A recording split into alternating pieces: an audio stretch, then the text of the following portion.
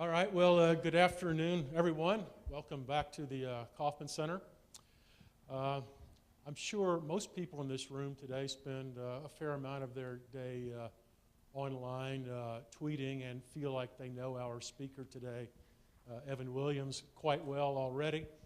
But for those in the room who are not as familiar and are not yet following EV on Twitter, I want to let everybody know that Evan, in 1999, founded a company called Blogger that had a huge impact on the blogging world and remains a major player in that world today. That company was bought by Google in 2003, and in 2004, Evan left Google to found the company that would eventually become Twitter Incorporated. Did I get that right? Yes. Good. Evan, I'm sure will fill you in on the details, but everybody should know that Evan's a Nebraska native and a UNL alumnus. So with that, I'd like to turn it over to the panel. So I guess to get started, I'm guessing most people know what Twitter is, but if you want to give us kind of your 140-character version of what Twitter is. That's always the hardest question. You guys It figure is. out what the hardest question. Twitter is a service for sharing and finding out what's happening right now. It's started out as just a way to exchange kind of status type messages with friends and family. It's turned into more of a general tool to publish what's going on from a personal perspective or a business perspective, and to follow what's going on among things you care about. And I know you probably get that question a lot. Do you cringe when people get it wrong, or do you ever get tired of answering what Twitter is or what it's supposed to be used for? No, I keep hoping someone will explain it better than I can, so I can learn how to explain it myself. Yeah, we're just kind of wondering just the day-to-day activities on what you do with Twitter now, maybe what you did when it was first started and what's changed. What I personally do? Yeah. Okay. Well, it's changed a lot. We started Twitter as a side project in my last company, which was called Odeo, and we kind of had, my co-founder, Jack Dorsey, had this idea for a number of years, and we were in the mode where we wanted to experiment, and he brought up the idea of what we eventually called Twitter, and I thought, well, that sounds interesting. This was post-Blogger, so I kind of got the similarities and thought it was worth trying. And then so it was built as a side project for a number of months, and I was still running the company. It was a small startup, about 15 people. And then eventually we went through a bunch of shenanigans and made Twitter its own company. And I wasn't working in it full time until October of last year. Oh wait, sorry, March of last year. And then I was mostly running the product side, and then in October of last year I became the CEO. So it's only about 6 months I've been the CEO, and in that role I've been doing a bunch of stuff. I spent a lot of my time just trying to hire people because we're growing very fast. About half my time working with the people internally and either on operations issues or product issues, and then another, whatever's left on sort of communications with the outside world, I'd say. So as far as hiring, what would you say are some qualities you look for? I'm sure there might be some potential employees out here who may be interested. Tips. Well, I look fondly upon Midwesterners, and in particular the Nebraskans. I've only hired a couple ever, but it's gone well. More generally, I mean, we're hiring a bunch of different roles, and we're about 40 people in Twitter today, and our biggest need is still on the technical side. So software engineers, operations engineers are always a big need, and beyond being really smart and being really skilled, we look for people who really want to change the world and care about what they're doing and what they're a part of, and want to do something significant, not just get a paycheck or not just even be successful, but be part of something really big. Twitter's grown a lot recently. Can you talk a little bit about what you first envisioned Twitter as being, and how that's changed with your users, and how you adapt to what your users are actually using it for, and maybe one of the most surprising uses Twitter's been used for that you've seen? Yeah, we're still surprised very regularly, even though the product has changed very little in the, I guess it's 3 years since we first launched the product, or at least we're using it privately among ourselves. And the vast majority of that time for us has gone into just trying to keep up with growth. And but it's changed quite a bit in how we think of it, and the features we have added have been in response to what both users and developers have done with it. And so one of the first things, we thought of it as mostly as a tool to share life moments with friends and family on a very efficient, mostly via SMS. We looked at the mobile component as being a major part of that in the beginning, and that was fun. And then we noticed that it was actually interesting to get some updates or follow people even if you didn't know them or if you shared something in common, like an event. And so we went to a conference at one point in 2007 in Austin, Texas, and a significant number of people at the conference were on Twitter, which made Twitter a great communication vehicle for what was happening at the conference, where the parties were, what the good panels were. And we thought, oh, well then it's sort of this newsy, information-y thing in this very local, real-time event space. And so that's become more and more of a use case. So whenever something's happening right now, Twitter's a good way to share information. And then we saw, well, actually it's a good vehicle for distributing news as it happens. And so news organizations saw that, and a lot of bloggers saw that, obviously. And then all kinds of people have kind of embraced it to anytime people want to send a message. So politicians, celebrities, businesses are embracing it every day and doing more and more things with it. And then the developers, we very early on launched an API so people could write their own apps and come up with new uses for Twitter. And those are numerous. There's over 3,000 applications that can send Twitter updates that we know about, and many more that aggregate Twitter content or mash it up in various ways. So we're still constantly surprised, and we're still learning new uses ourselves. We actually have a kind of a Twitter stream going here on the, oh my gosh. on the left, pound EVUNL. We have a live search going. So we'll be looking through there for some good questions. If we have any, I'm sure there's a few, if they're any good. But don't make fun of me up there behind my back. Be nice. It's often referred to as like microblogging. Do you think that's kind of a misnomer for it, or is that just for some people it's that?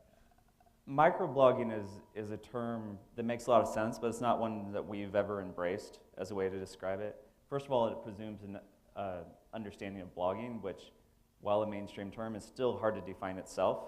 So if you take something that's hard to define itself and then you say, well, it's that, but smaller, it doesn't necessarily make a lot of sense for people. So for people who understand blogging, the idea that, well, it is the same idea. You're publishing stuff in smaller chunks, maybe more frequently, is interesting. But we actually kind of consider microblogging a use case.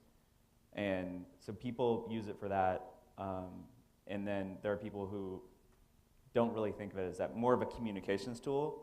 And there's this spectrum of communications to publishing, and email or IM being purely communications. Email actually blurs the line a little bit too. Something like a newsletter, it can be used for publishing, and then like a CMS was more purely publishing, and blogging is more closer to publishing. So Twitter is in this amorphous place in between, where so I think microblogging doesn't quite capture that, or it maybe captures one use, but we don't choose to describe it as that. You also mentioned that it's not truly like a social network. It's obviously a social tool, but can you kind of go into that? Sure. So early on, we made a conscious decision to make the relationship model in Twitter be different than that of a social network. And meaning, we call it follow someone in Twitter. Basically, you say, I want to hear what this person is saying. Or this is not even a person often, it's this entity or this company is saying. Then it's very different than, and you can just do that. If their updates are public, you can just follow them. Which is different than a social network where you say, I'm friends with this person, and they have to approve you, or at least they're asked if they're friends also. So the MySpace model or Facebook or a lot of other. So it's what we call a publish subscribe model. It's very similar to blogging.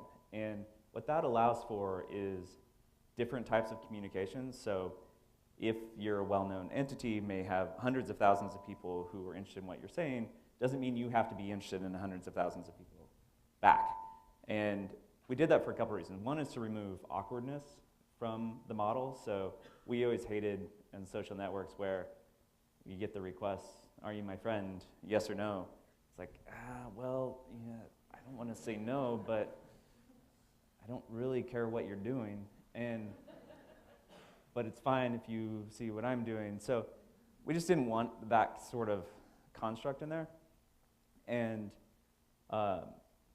so what ends up happening is social network, Facebook is tremendously good for keeping up with those people you actually know, and it's a great communications tool. Where Twitter, back to that spectrum, turns out to be much more of an information gathering tool or a publishing tool. So the most followed account on Twitter is actually CNN BRK, which is just CNN headlines. It's what's happening. People are tuning into it to see what's happening. And therefore, a lot of things fit in Twitter that don't fit as well in social network. So Twitter is a very public app that I think a lot of different people use. Can you give us a couple examples of maybe how your developers have used it, or how Twitter employees have used it to maybe get PR out about the company, or how you manage communication with the outside world through Twitter? Well, we try to be a very open and personable company. We've never embraced a traditional PR approach. So everybody at Twitter uses Twitter, and they just talk about and try to be authentic and real. And some of us, my co-founders and I, are followed by lots and lots of people. And it is a source that people now use to find out what's happening with Twitter more than our blogs are official. We don't do press releases, but any official announcements from the company tend to be less interesting than just following us. So reporters follow us, and it's become a trend, at least in the tech industry, that people covering the tech industry follow the people in the tech industry on Twitter to find out what's happening with their companies. So we like that. Obviously, we need to be a little careful because I've now learned that anything I tweet can be a headline in TechCrunch or wherever. So I need to be a little bit more conscious about that, but it gives a much more authentic and immediate connection to the world than a traditional PR approach. That was actually one of the questions that I've seen is like a request for public or private tweets. And can you kind of explain maybe if there's plans for that, or kind of, you said that when it started as all private, kind of right. plans for that. Well, there's still a private option where you can protect your tweets, and just that goes back to more like the social network model, although not exactly, where you have to approve someone. About 10% of users opt for that, and the default is to be public. And we think there's a lot of value in being public. Eventually, we may have more granularity in that option, so there are certain things you can share to a private audience. Say your coworkers or your family, you may want to give updates to that just aren't appropriate for the rest of the world. There's a lot of value in that, but there's the default mode of being public, even for things that aren't necessarily interesting to a very wide audience. There's often value in putting things out there. If they're not super private, there's things that happen when you put stuff out there in the world and you say, hey, I'm doing this or interested in this or wondering about this. You never know what sort of response is going to come back. And so if you're in the middle of a city and you say, I'm in the middle, I'm in Manhattan or in the West Village, where should I go to dinner? Traditionally, you could SMS that to a friend who you think might know the answer, but they might not be available, or they might not have a good answer. And Twitter, you can just put that out to the world, and people who are paying attention to you can answer your question. And there's value in that. And then there's the aggregate value in our Twitter search, or things like this wouldn't be possible if everyone was private. And so what started, even if people are using it for fairly private means of exchanging information among their friends or talking about what's going on, where they are, we now have millions of these data collectors, really, all over the world, talking about what's happening around them. And now anybody can tap into that and see what people are thinking and feeling about any particular event in the world. So there's this aggregate social benefit to being public. So maybe now would be a good time to take a couple questions from the audience.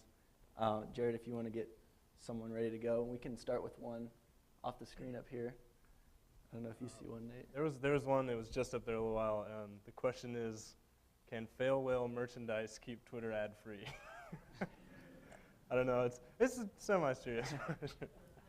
Without too much detail. We can find it. There's many ways to approach that question. So the fail whale, for those who don't know, is our two more famous than it should be graphic for when we have a server problem or we couldn't keep up with load, and we put this whale picture up there that said, oh, we're over capacity. And we didn't call it the fail whale, but the community decided it's called the fail whale. And now there's fail whale fans and fail whale merchandise, and the artist who drew the fail whale, we just bought it off a stock photography or a stock art site. It's like gotten commissions for all kinds of other things, and it's nice that people have kind of made it, embraced it to some extent, but it's basically us falling on our ass and not being able to keep up with demand. So we're not exactly proud of the fail whale things. Not something. Someone sent us a box of fail whale T-shirts with the usernames of all the employees at the time, and it was very sweet. I went and handed them out to everybody, and they're like, and I've never seen anyone in Twitter wearing a fail whale T-shirt. So we probably won't sell fail whale merchandise. There's probably a bigger question there about our business model, but I'll skip that for now. We'll come back to that. Okay. Hello. My name is Mahmoud Hashemi. I'm a senior here at Raikes School. So my question is regards to a headline, actually, on TechCrunch, like you mentioned. Something along the lines of Twitter was in late stage, then early stage talks with Google for sale and stuff. I mean, you did sell to bloggers, so you have, a little bit of history. And I was wondering, like, it said that, oh, Twitter is, I think it was maybe you who said that, oh, Twitter is a, it's sort of a startup. We're just getting started. It's going to be something really big. We want to hold on to it and, like, grow it ourselves. Mm-hmm. So does this, but Google has done a great job with Blogger and YouTube, in my opinion. I mean, I don't know. It's your baby, so. I was just wondering, why not sell to Google? What would they do wrong? Google's a pretty trustworthy internet software company. They are. I'm a big Google fan. I enjoyed my time at Google. I was very happy to have sold Blogger to Google. But we're not shopping Twitter. And I can't comment on any rumors.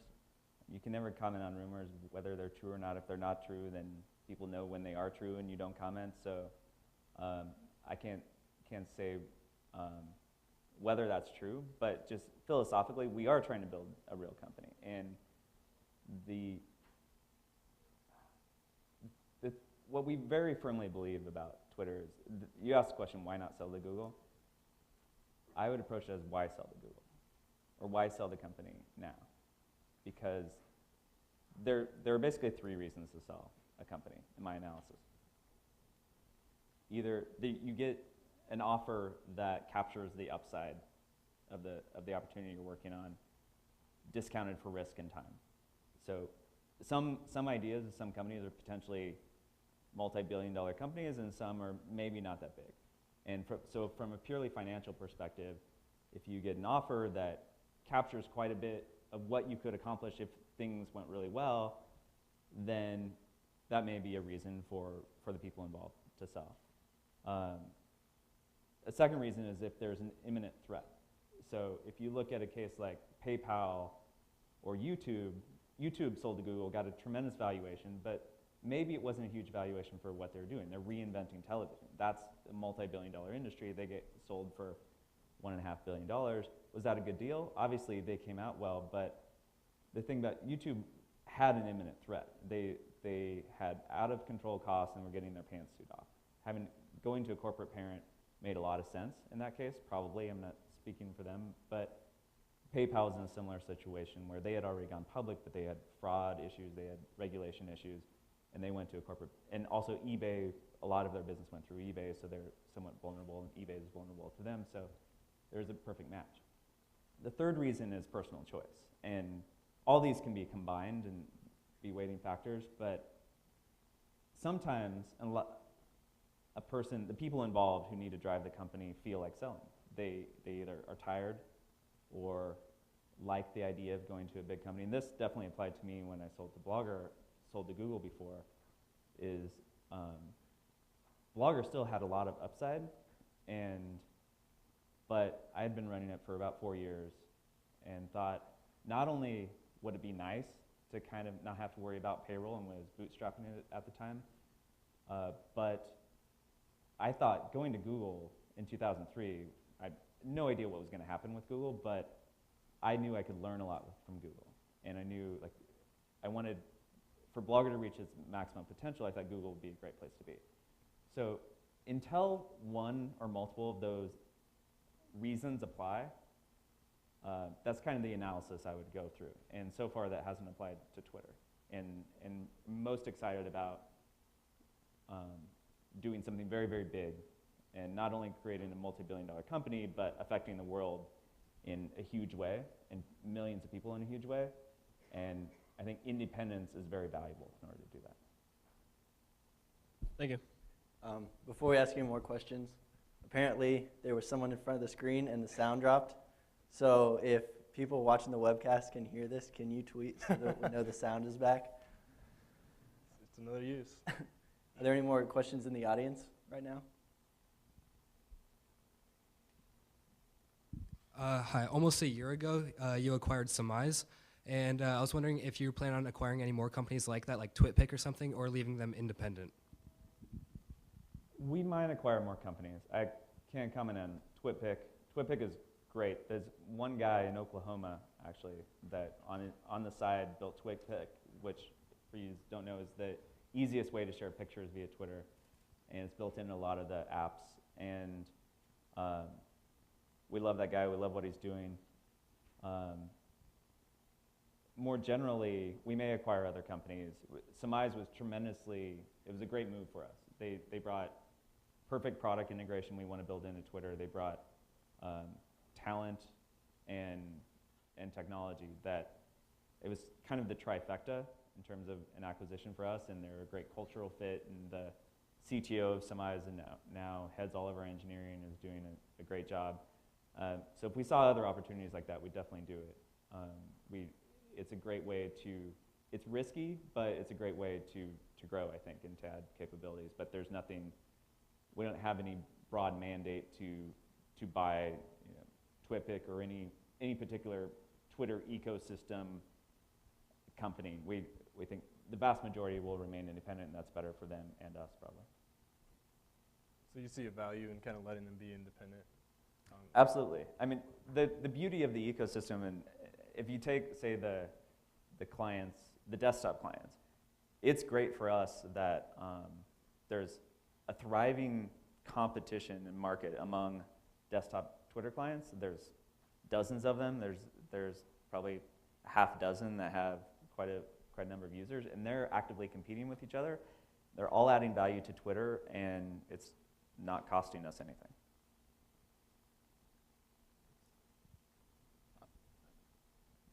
You just yell it.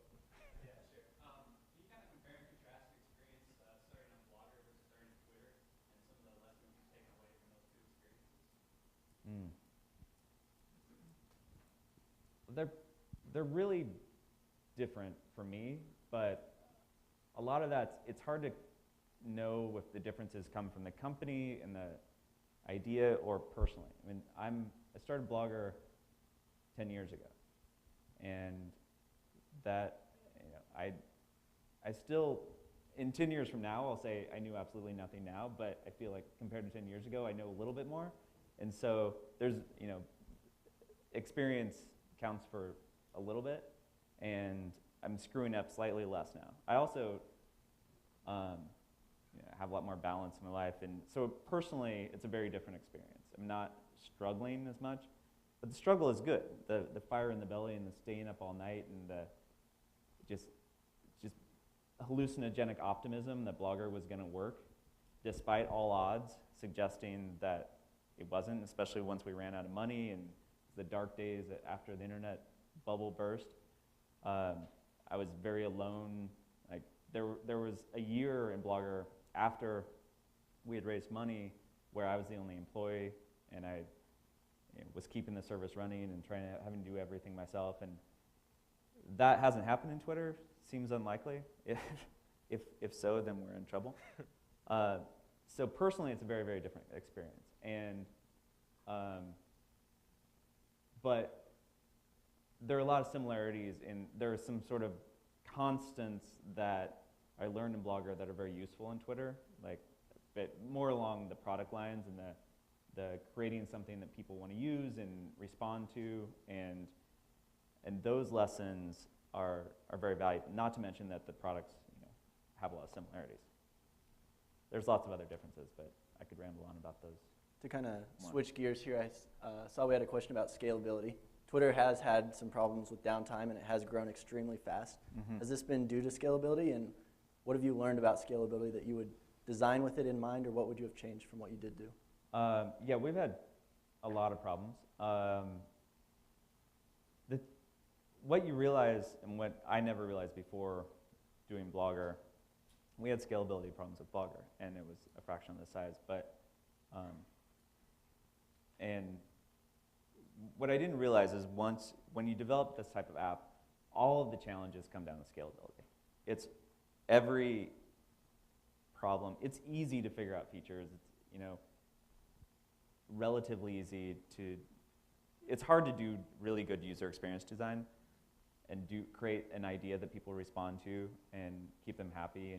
But it's really, really, really hard to build software that scales to millions of people. And that basically every challenge on the engineering side is about scalability.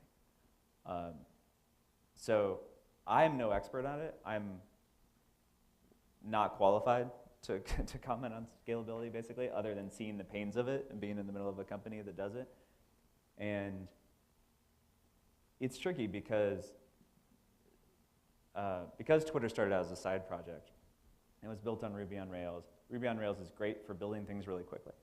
And Twitter still runs a lot on Rails, but what we've had to change, the basic model that Rails is built around would not work at all.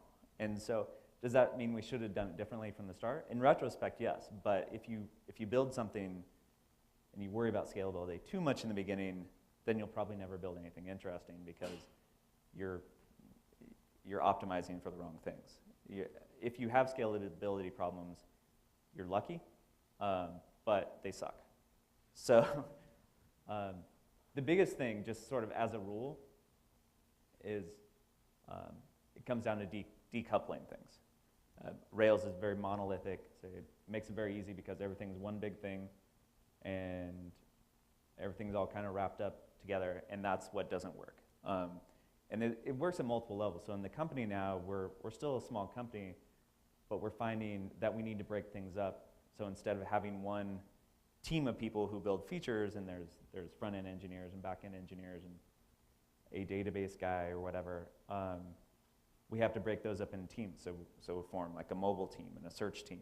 And any time when you have too much stuff going on, then the slowest thing slows everything down. And we see this at the team level, at the design level, and at the architecture level. So the whole process of making Twitter work has been, okay, take this part, let's separate that from the other parts. And so if we have a problem here, it doesn't screw everything up.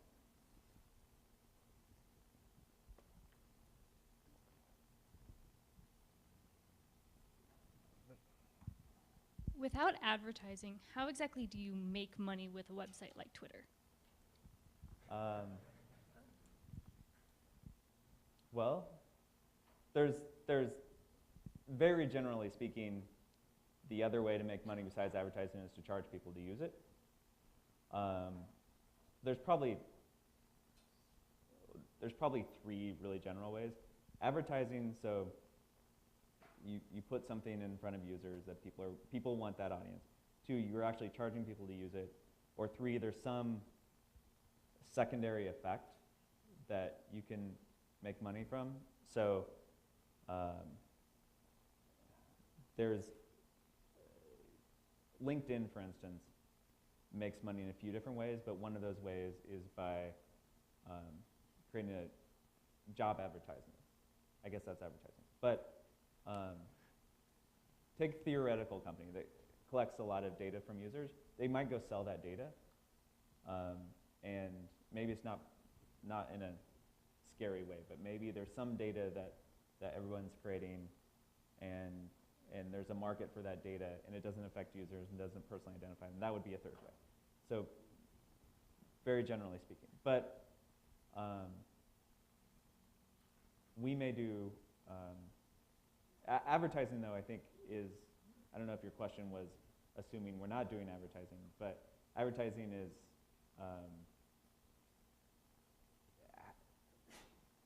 different. If we're doing advertising, it's not what people may think of as advertising. Basically, we look at Twitter and think, how can we make money in a way that enhances what people are trying to accomplish? And so one of those ways is companies are using Twitter as a means to disseminate information. If people aren't interested in what they're saying, they won't follow them, and the companies will have no interest and won't do anything good. So the companies actually add value. The fact that Starbucks has 10,000 or 20,000, I don't know how many thousand people following them on Twitter, obviously they're doing it for commercial purposes. Those people, they're Starbucks fans. They go to Starbucks every day. They like hearing from this company. It brings them closer to that. They have more personal connection. But Starbucks is benefiting from that. So is that advertising? Kind of, but it's some percentage of it's kind of like Google AdWords are advertising. They're more obviously advertising. But what I'm trying to say is there's a blurry line between what is advertising and what is not. Not in a way that should confuse users, but in a way that what you're actually doing, even though it's commercial, is helping users accomplish what they're trying to do. So exactly with that, how do you, I mean, you're not making any money from Starbucks using your website at this point, Right. are you? We're not, no. And we might not, but we think there's some opportunities to do that. We haven't implemented any significant revenue generating features yet, just because we haven't gotten around to it. But we think there's a lot of opportunities. There were a couple questions up there, and it's kind of inspiring to see an entrepreneur, especially from Nebraska. So can you tell me, some of them have your Nebraska roots like helped you, and then also like, what experiences do we need to get outside of that? What did you get in California that we just can't get here in Nebraska, and how can we do that? Well, I was raised on a farm. My dad's right here, and my brother. And I think that there's an entrepreneurial spirit that I learned through osmosis there, and it's very much a feeling of independence and making your own way. I think that's tremendously valuable. I think there's a work ethic that people here have, for sure, that I admire and benefited from. And there's actually I had certainly a naivete that I think was really valuable for me and has served me going out to California. I just wanted to do The impossible. yeah, it's like the hallucinogenic optimism. Like, why the hell can't I do this? I don't have any reason to assume I can. Although I was intimidated when I got to California. It's also scary, and these people know more than me in computers and business and big city. But I think just the way I approached business and work was influenced certainly by my upbringing here in a way that attracted people to, at least the type of people I wanted to work with were attracted to that. So I started my first company here, and it was a hard time to start an internet company here because it was 1994, and there wasn't a lot of understanding of the internet by myself or anyone else. And I think the advantage that Silicon Valley offers is still very true, that there's a density and there's a community that is very self-propagating. And you can find someone who knows exactly what you need to do. And say engineers who know how to scale a website to millions of people are probably harder to find here than they are in Nebraska, or sorry, in San Francisco. But I think it's much easier now than it was when I started my first company, because you can learn so much more through the web than you could then, and you can also work through the web. And there are plenty of companies. WordPress is a successful startup. They have millions and millions of users. They're completely virtual. They have an office. They just got an office in San Francisco, but they have people all over the world who work for them. But I think one of the most, if you are in Nebraska, not that I wouldn't encourage you to leave, but I think you can do stuff here as long as you very actively try to learn and connect from people outside. And I think what I was saying at lunch was there are advantages also to being in outside of Silicon Valley. And I think those advantages are not getting caught up in the assumptions of Silicon Valley. I think if they can distort your perceptions.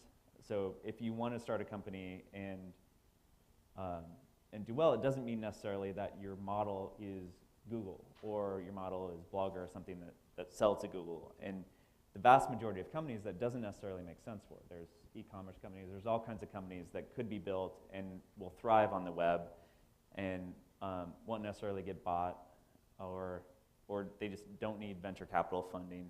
And if you're in an environment that expects that, and the people around you expect that, and your employees expect that, then it can interfere with your success, I think. I saw another question go by about why you haven't monetized real-time search or something like that. And I know in the past you've talked about how Twitter right now is focused on growing the user base and getting as many users as possible. Can you talk a little bit about the trade-offs between growing your user base and generating revenue, and why you made the decision you did? Sure. Basically, it comes down to setting priorities. And with 40 people, and we're not even 40 yet, but we're about 35 people now. 2 months ago, we were 25 people. To have that number of people trying to manage and make a site work of Twitter size and growing as fast as it is just a tremendous challenge. And we're focused on, so every day we can decide what we're going to work on. And it could be designing and developing the product that's going to bring money in the door. It could be designing and developing things that, obviously there's some stuff we have to do. There's like, oh my God, the servers are melting, and we need to write better software, and we need to set up new servers. And that takes say that takes 60% of our time. It may be closer to 80% of our time. So we have 20% of our time left, and we can decide, there's basically 3 vectors on which we can apply our efforts. And they're complementary, but if you were to separate them, they'd be focusing on growth, focusing on what we call user value, and focusing on revenue. And if we choose to focus on revenue, then we're necessarily doing fewer things that maximize growth and fewer things that maximize the value of the product to users. And our biggest priority right now is number 2. It's the user value, more than growth. Because growth is going very, very well, but that growth won't build long-term value unless users if it's more than a novelty for people. It can't just be an entertainment. A lot of people are checking out Twitter because they heard about it or some celebrities on it. That's not what's going to change their lives and change the world and bring ultimate long-term value to us. So if we're thinking long-term, then we really need to deepen the value it has for people and the number of people who use it.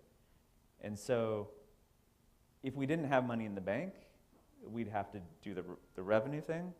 But long-term, the revenue is going to be biggest if there's lots of user value and there's lots and lots of growth. Fortunately, we have investors who understand that equation. And furthermore, the other factor is there's always people who want to capture that user value and that growth. And if they're willing to do things to maximize that, and we're not, then we could be shut out. And because Twitter is no longer a secret, not really growing under the radar exactly. So we need to establish our position, and we have patient investors who understand that and are really thinking long term.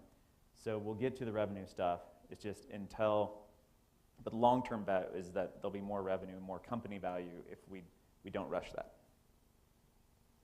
So who is your favorite celebrity tweeter?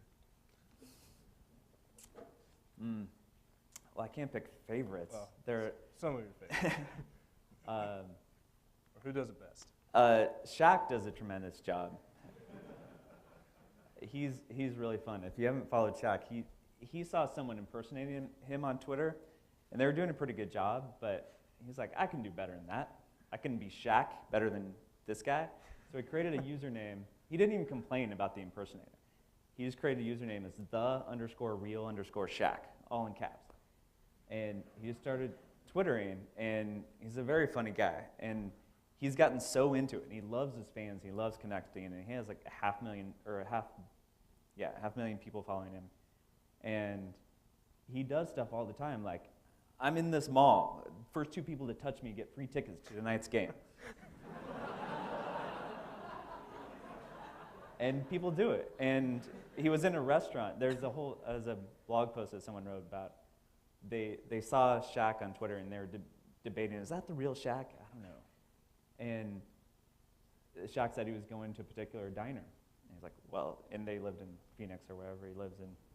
So they drove there, and it's like, oh my God, that's Shaq over there in the corner. He's sitting by himself. And they were whispering, it's like, oh, should we go talk to him? I don't know. And Shaq twitters, I feel Twitterati around me. Come talk to me. So they're like, oh shit. And so they go and walk up, and hi, Mr. Shaq. And he like buys them lunch and stuff and gives them tickets. So that's fun. And there's so many new ones coming on. Demi Moore and Ashton Kutcher are really into it. They talk amongst themselves when they're in the house over Twitter. Ellen has gotten really into it lately. They're doing a bunch of stuff for her show. Pete Wentz from Fall Out Boy just visited our office the other day, and he's super excited about it. He was telling us all these stories about how they use it to connect with fans, and he's doing a lot of it himself. His manager guy who's with him says it's the first time in all his work with bands and using technology and media that the artist has said, I want to stop by that company and visit it. And so I think for these folks, it's really empowering because one of the things Demi Moore's doing, for example, is she'll take like a picture of the paparazzi and publish it via TwitPic and like make comments about the paparazzi, make fun of them.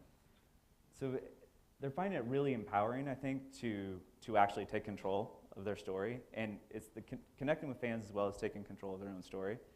And it's just been exploding in Hollywood. It's pretty fun. I think we got time for maybe one more question. People might have class. There's a guy right there. What was your inspiration for blogging on